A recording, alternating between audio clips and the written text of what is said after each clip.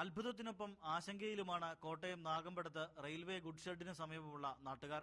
കൃഷിയിടങ്ങളിലും വഴിയിലും ഉപയോഗശൂന്യമായ കെട്ടിടങ്ങളിലും മതിലിലും ഭിത്തിയിലുമൊക്കെ നൂറുകണക്കിന് ആഫ്രിക്കൻ ഒച്ചുകളാണ് വളർന്നു പെരുകുന്നത്. ചെറിയ തവളയുടെ വലിപ്പം വയ്ക്കുന്ന ഇവയുടെ പുറംതോട് ശംഖ് മാതൃകയിൽ ഉറച്ചതാണ്.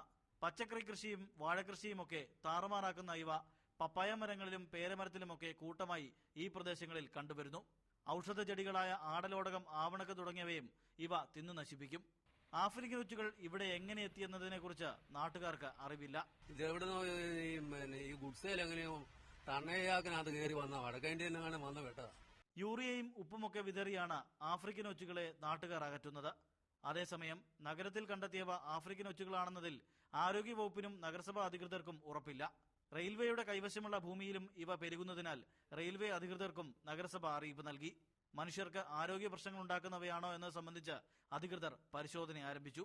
മീഡിയ 1 കോട്ടയം.